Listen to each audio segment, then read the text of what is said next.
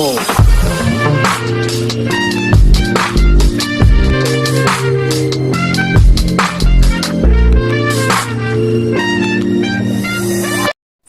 Assalamualaikum warahmatullahi wabarakatuh. Saya dari kelompok 1. Di sini saya akan membawa materi, yaitu materi pada geseran atau translasi atau sebuah perpindahan. Pada geseran terdapat 3 materi, yaitu ruas garis berarah, kemudian definisi geseran, dan yang ketiga itu rumus geseran dalam bidang koordinat. Di sini saya akan membahas materi A, yaitu ruas garis berarah. Di sini terdapat 5 materi. Yang pertama, pengertian ruas garis berarah. Yang kedua, operasi terhadap vektor. Yang ketiga, pembahasan vektor dengan pendekatan aljabar. Yang keempat, operasi pada vektor. Dan yang kelima, panjang dan hasil kali titik. Pada pengertian ruas garis berarah, di sini kita dapat lihat bahwa suatu vektor hanya ditentukan oleh besar dan arah saja. Dengan demikian, dua vektor dikatakan sama jika besar dan arahnya sama, tidak peduli letaknya di mana. Suatu vektor secara geometri digambarkan sebagai suatu anak panah, di mana panjang anak panah menyatakan besarnya vektor, sedangkan anak panahnya menunjukkan arah vektor. Misalnya, perhatikan gambar ini. Ini adalah titik A dan titik B.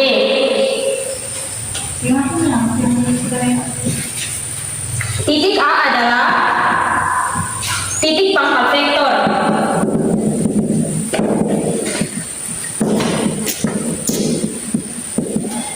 Sedangkan pada titik A adalah ujung vektor.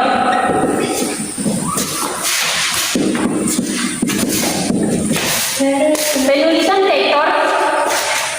vektor yaitu ditulis seperti AB ditaruh bar di atasnya, atau A kecil ditaruh bar di atasnya, ataupun A sebuah huruf yang ditebalkan. Besaran atau panjang vektor dituliskan seperti ini. Ini adalah penulisan panjang vektor.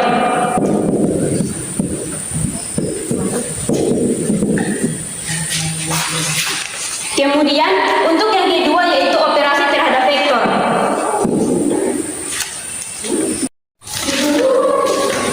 Untuk memperoleh jumlah atau resultan dua vektor, misalnya U dan V, maka gerakanlah V tanpa mengubah besar dan arahnya hingga pangkalnya berhimpitan dengan ujung U. Misalnya, perhatikan gambar ini. Ini adalah U dan V-nya di sini. V-nya terletak di situ. Maka dari itu U tambah V-nya terletak pada garis ini sehingga membentuk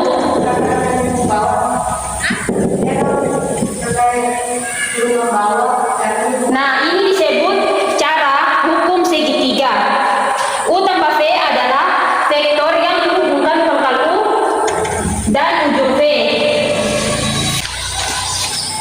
Ini adalah cara yang pertama. Kemudian kita masuk pada cara yang kedua.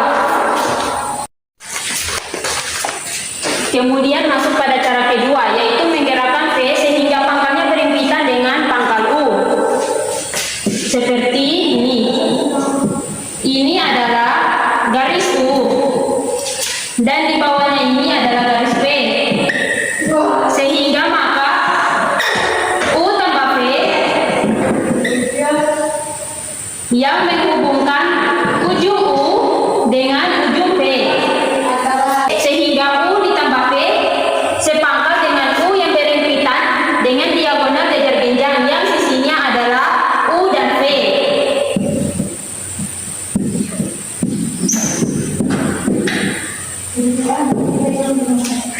Cara ini adalah termasuk dalam hukum jajar genjang. Dengan menggunakan gambar di atas dapat dibuktikan bahwa penjumlahan vektor bersifat kumulatif dan asosiatif.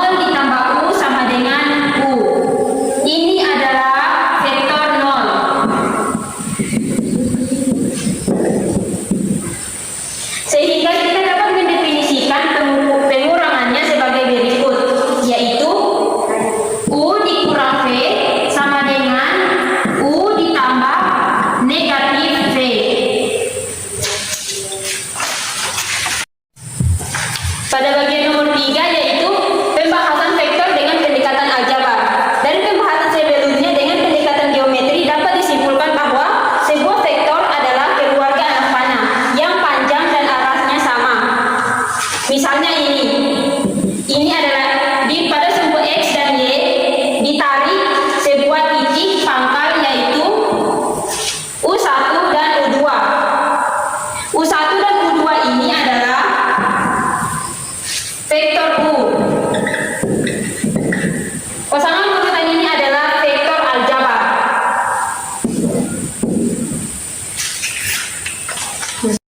Pada bagian 4 yaitu operasi pada vektor. Misalnya vektor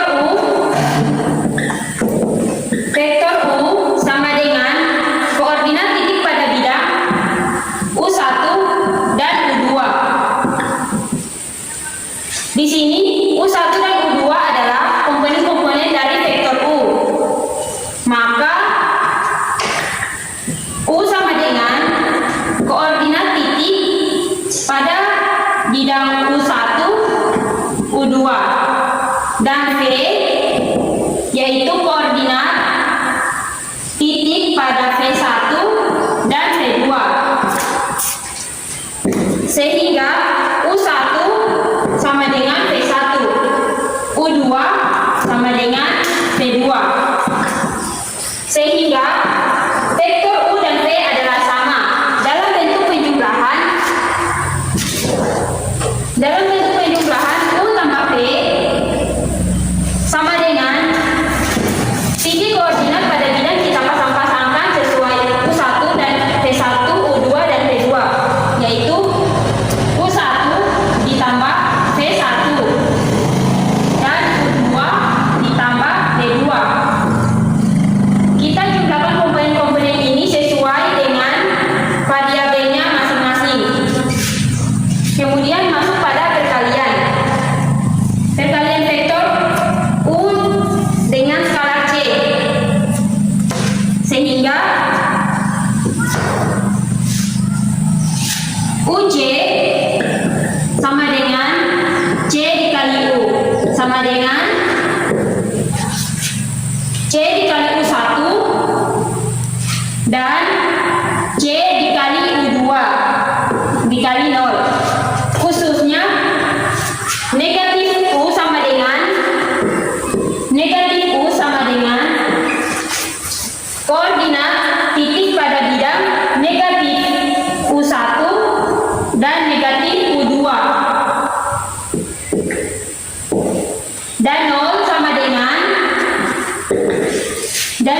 dengan 0 dikali U sehingga titik koordinatnya yaitu 0,0. Secara umum untuk sembarang vektor U, V, dan W, sembarang skalar A dan B berlaku sifat-sifat sebagai berikut.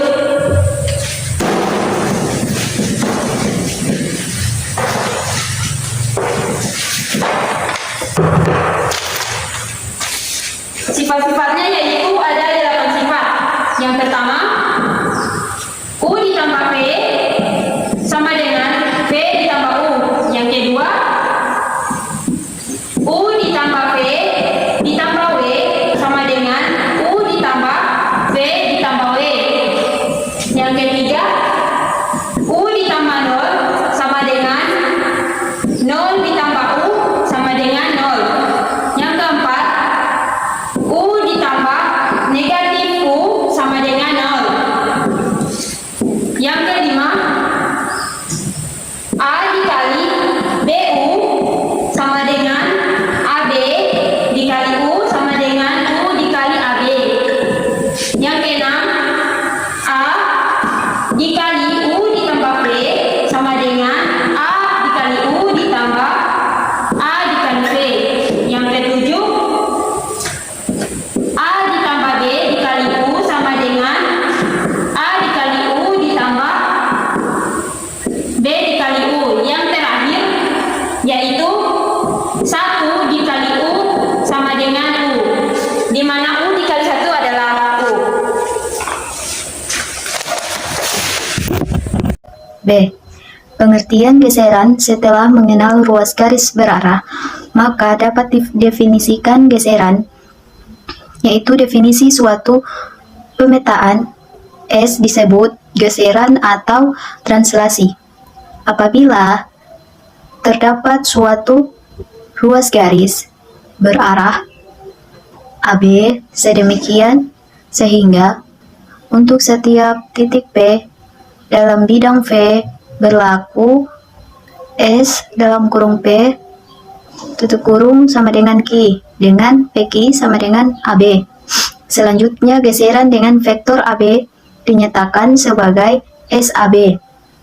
Karena pengertian geseran didasarkan pada vektor, maka didapatkan suatu teorema, yaitu satu teorema SAB sama dengan SCD. Jika dan hanya jika AB CD, maka teoremanya misalkan 3 titik A, B, dan C tidak segaris, maka SAB sama dengan SCD jika dan hanya jika CABD berupa jajar genjang.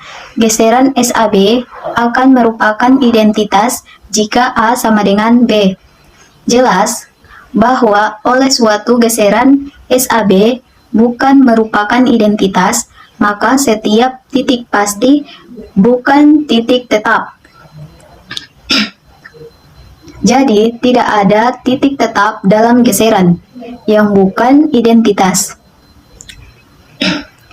Tetapi geseran punya garis tetap, yaitu semua garis yang sejajar dengan vektor atau geserannya. Selanjutnya, dengan mudah dapat dibuktikan bahwa geseran tersebut merupakan transformasi dan inversnya, yang merupakan geseran yaitu S-1 AB sama dengan SBA. Teorema geseran adalah suatu isometri. Misalkan SAB suatu transformasi dengan vektor AB. Maka dapat kita ambil sebarang titik P dan Q di bidang V. Misalkan P aksen sama dengan SAB atau P dan Q aksen sama dengan SAB atau Q. Akan dibuktikan dengan PQ sama dengan P aksen Q aksen. Itu kasus 1. P aksen dan Q tidak segaris. Karena P aksen dan Q tidak segaris, maka menurut teorema QPP aksen Q aksen akan merupakan suatu jajaran genjang, sehingga PQ sama dengan P aksen Q aksen, yang berarti P aksen Q aksen sama dengan PQ. Akibatnya P aksen Q aksen sama dengan PQ. Kasus 2. P dikali P aksen dan Q segaris. P aksen dan Q segaris, maka Q aksen akan terletak pada garis yang memuat ketiga titik tersebut. Akibatnya P aksen Q aksen sama dengan PQ aksen dikurang PP aksen sama dengan PQ ditambah Q aksen dikurang PP aksen sama dengan PQ ditambah PP aksen dikurang PP aksen sama dengan PQ. Jadi P aksen Q aksen sama dengan PQ. Akibatnya P aksen Q aksen sama dengan PQ. Dari kedua kasus tersebut terbukti bahwa SAB merupakan suatu isometri. Selanjutnya, karena setiap isometri merupakan kolienasi, maka dengan bukti tersebut dapat disimpulkan bahwa geseran merupakan suatu kolineasi dari kasus pertama. Dari kasus pertama juga terbukti bahwa P aksen Q aksen atau PQ, sehingga dapat disimpulkan adanya teorema berikut, yaitu teorema 1, teorema geseran mempertahankan arah garis. Yang kedua, teorema hasil kali dua geseran SAB dan SCD akan berupa suatu geseran SPQ dengan PQ sama dengan AB ditambah CD. Buktinya, maka misalnya kita buktikan dengan 1. Ambil sembarang titik T di bidang V akan dibuktikan bahwa SCD sama dengan SAB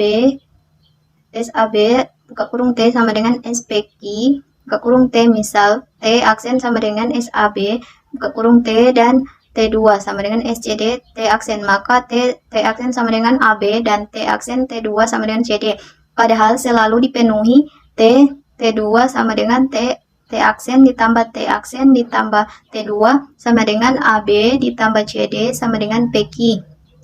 Sehingga SPQ atau buka kurung T sama dengan T2 sama dengan SAB ditambah CD buka kurung T sama dengan SCD. SAB buka kurung T terbukti SCD SAB buka kurung T sama dengan SPQ T. Cukup sekian dari saya. Berikut ada contoh-contoh soal.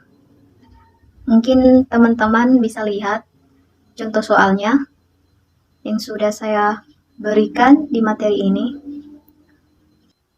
Baiklah, kita akan masuk pada contoh yang pertama, yaitu 1 titik A ditranslasikan oleh T sama dengan 3 min 2 menghasilkan titik A aksen yaitu 1 min 1.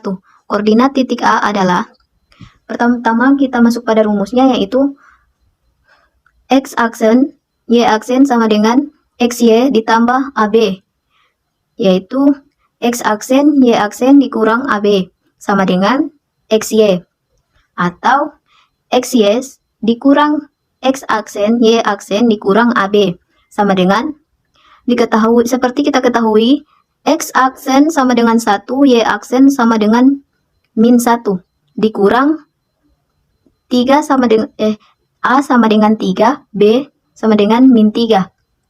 Maka didapatkan hasil titik koordinat A sama dengan min 2,1. Assalamualaikum warahmatullahi wabarakatuh. Baik, nama saya Wiranti Sukoko. Di sini saya akan menjelaskan materi tentang rumus geseran dalam bidang koordinat. Langsung saja, misalkan diberikan titik-titik A, B, dan B, C, D, geseran SAB dapat dinyatakan secara analitis sebagai SAB X, Y sama dengan X tambah C kurang A, Y tambah D kurang B. Teman-teman bisa perhatikan gambar. Ini berarti bahwa jika PXY dan SABP sama dengan P aksen, maka P aksen X tambah C kurang A, Y tambah D kurang B, maka geseran SAB yang memetakan PX, Y ke P aksen X aksen, Y aksen dapat dirumuskan sebagai berikut. X aksen sama dengan X tambah C kurang A dan Y aksen sama dengan Y kali D kurang B, atau dengan penulisan vektor, matriks kolom X aksen Y aksen sama dengan matriks kolom XY tambah matriks kolom C kurang A D kurang B. Vektor matriks kolom C kurang A D kurang B adalah vektor geseran. Setelah diketahui rumus ini, maka teorema di atas dapat juga dibuktikan dengan menggunakan pendekatan aljabar vektor. Contoh bukti teorema, geseran adalah suatu isometri. Misalkan SAB suatu transformasi dengan vektor AB. Misalkan vektor AB sama dengan matriks kolom AB. Ambil sembarang titik P, X, Y, dan Q, V di bidang V. Misalkan P aksen sama dengan SAB P dan Q aksen sama dengan SAB Q, maka P aksen sama dengan X tambah A, Y tambah B, dan Q aksen sama dengan U tambah A, V tambah B. Kemudian nilai mutlak PQ sama dengan akar U kurang X kuadrat tambah V kurang Y kuadrat. nilai mutlak P aksen Q aksen sama dengan akar U tambah A kurang X tambah A kuadrat tambah V tambah B kurang Y tambah B kuadrat sama dengan akar U kurang X kuadrat tambah V kurang Y kuadrat. Jadi diperoleh nilai mutlak PQ sama dengan nilai mutlak P aksen Y aksen. Jadi terbukti bahwa geseran adalah isometri. Lanjut, teorema pada SAB tidak sama dengan 1, tidak punya titik tetap. Semua garis yang sejajar dengan AB akan menjadi garis tetap. Pembuktiannya akan dibuktikan secara analitis bukti tidak ada titik tetap. Karena SAB tidak sama dengan 1, dapat ditulis AB sama dengan matriks kolom AB tidak sama dengan matriks kolom 0, 0. Maka rumus SAB dapat ditulis sebagai matriks kolom X aksen Y aksen sama dengan matriks kolom X Y tambah matriks kolom AB. Misal Px, Y merupakan titik tetap, maka berlaku X tambah A sama dengan X dan Y tambah B sama dengan Y. Diperoleh A sama dengan 0 dan B sama dengan 0. Ini bertentangan dengan yang diketahui bahwa AB sama dengan matriks kolom AB tidak sama dengan matriks kolom 0, 0. Jadi tidak terdapat titik tetap. Selanjutnya, bukti bahwa garis yang sejajar AB merupakan garis tetap. Misalkan H merupakan garis tetap dan H PX tambah QY tambah C. Selanjutnya H garis tetap, maka H sama dengan H aksen.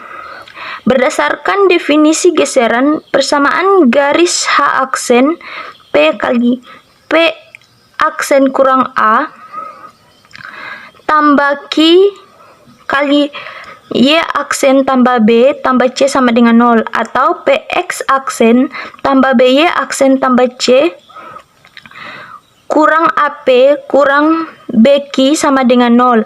Agar H sama dengan H aksen, haruslah C kurang AP kurang BQ sama dengan C, atau AP sama dengan min BQ atau min P per Q sama dengan B per A sama dengan gradien garis H. Ini berarti garis H sejajar dengan AB. Baik, selanjutnya kita masuk pada teorema himpunan geseran grup abelian. Untuk pembuktian teorema ini dijadikan tugas untuk teman-teman. Sekarang kita lanjut pada contoh soal. Contoh 1, jika A dan B 3,4 adalah titik-titik yang diketahui G, Y tambah 2X tambah 4, A tentukan SABP jika P sama dengan X, Y. B tentukan D jika SABD sama dengan 1,3. C tulislah persamaan G aksen sama dengan SABG. Jawab, vektor AB sama dengan matriks kolom 3 kurang 2, 4 kurang min 2, sama dengan matriks kolom 1, 6. Jawaban untuk A, SAB P sama dengan SAB X, Y sama dengan X tambah 1, Y tambah 6. B, misal D, X, Y dari SABD sama dengan 1,3 sama dengan X tambah 1, Y tambah 6, diperoleh X tambah 1 dan Y tambah 6 sama dengan 3, sehingga X sama dengan 0 dan Y sama dengan min 3. Jadi D sama dengan X, min 3. Lanjut bagian C. Untuk sembarang titik X, Y dipetakan ke titik X tambah 1, Y tambah 6. Berarti dapat ditulis X aksen sama dengan X tambah 1 dan Y aksen sama dengan Y tambah 6. Sehingga X sama dengan X aksen kurang 1, dan Y sama dengan Y aksen kurang 6. Substitusikan persamaan 1 dan 2 ke persamaan garis G Y tambah 2X sama dengan 4. Diperoleh G aksen Y aksen tambah 2X aksen sama dengan 12. Jika ditulis dalam koordinat XY, diperoleh G aksen Y aksen tambah 2X aksen sama dengan 12. Assalamualaikum warahmatullahi wabarakatuh. Perkenalkan, nama saya Sri Kartini R. Abdullah. Baiklah, untuk mempersingkat waktu, saya akan membacakan materi bagian 4. Contoh kedua, yaitu diketahui dua lingkaran L1 dan L2 serta garis G seperti pada gambar berikut. Lukiskan garis H sejajar dengan G yang memotong L1 di bagian A dan B dan memotong L2 di C dan D sedemikian sehingga nilai mutlak AB sama dengan CD. Gambarnya adalah sebagai berikut. Inilah gambar pada contoh soal nomor 2 tadi. Baiklah, cara melukisnya yaitu andaikan garis H sudah terlukis seperti gambar di bawah, maka dengan menggeser L1 sedemikian sehingga A berimpit dengan C dan D. Dengan D terlihat bahwa garis 01 aksen 02 tegak lurus pada G, yaitu adalah gravitasi. Maka dengan menggeser L1 searah dengan G sehingga demikian 01 aksen 02 tegak lurus pada G akan diperoleh titik C dan D sebagai titik potong L1 dengan L2. Maka CD adalah garis H yang ditanyakan. Akan terbentuk gambar sebagai berikut, yaitu seperti ini kawan-kawan. Inilah gambar yang ada pada yang dijelaskan pada cara melukis tadi tersebut. Selanjutnya, atau dengan metode kilas balik, yaitu cara menyelesaikan masalah dengan menganalisis balik. Dimulai dari seakan-akan permasalahan sudah dapat diselesaikan, bertolak dari gambaran penyelesaian, disusun langkah balik sehingga diperoleh cara mendapatkan penyelesaian. Masalah yang biasa menggunakan metode ini adalah masalah melukis. Langkah-langkah menggambar. 1.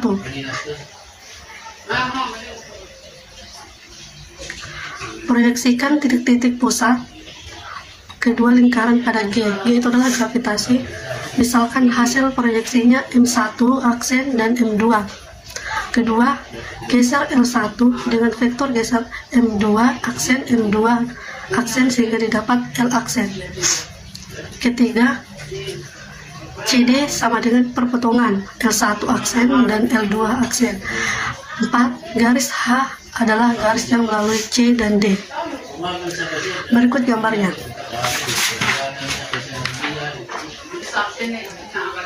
Inilah gambar yang sudah dijelaskan tadi.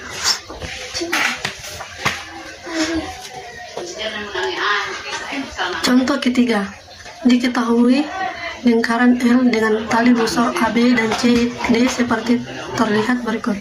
Tentukan titik B pada L sedemikian sehingga AP memotong CD di E dan BP di F dengan EF sama dengan A diketahui. Cara melukis.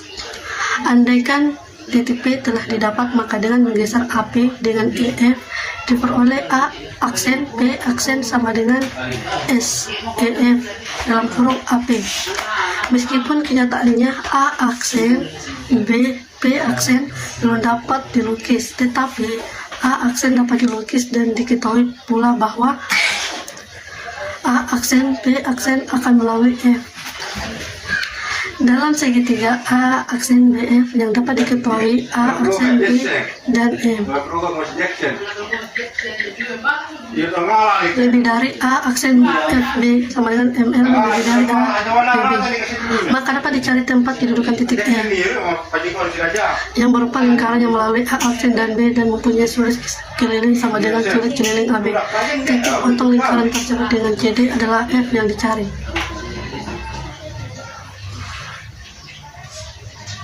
Misalkan lingkaran L dengan tali busur AB dan CD seperti gambar di atas. Tentukan titik P dan L sehingga AP memotong CD di E dan PB di F dengan panjang diketahui A. Jawab. Misalkan A aksen sama dengan S, EF sama dengan A, P aksen sama dengan S, F sama P, maka M lebih dari A, PB sama dengan M lebih dari A aksen FB. P bisa dilukis jika F terlukis. Bisakah F dilukis karena M lebih dari A aksen FB dan M A PB sama dengan A.